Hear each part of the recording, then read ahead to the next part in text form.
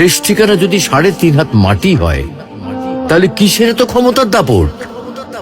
ভোর ৫টায় মৃত্যু, সকাল ৬টায় জানিয়ে দেওয়া হবে মাইকে, ৮টায় শেষ গোসল করানো হবে, ৯টায় তোমাকে নতুন কাপড়ে সাজানো হবে, জোহরের নামাজের পরে তোমার আলিশান বাড়ি থেকে বের করে নিয়ে যাওয়া হবে, ২টায় তোমার জানাজার নামাজ পড়ানো হবে, ২:৩০টায় তোমাকে কবরে নামিয়ে ফেলা হবে।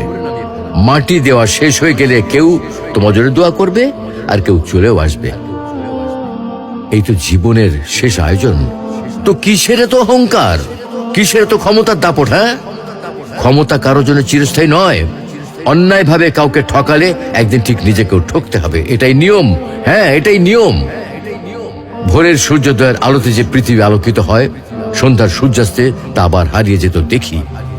অসত্য দিয়ে সত্যকে কখনো ঢেকে রাখা যায় না। প্রকৃতি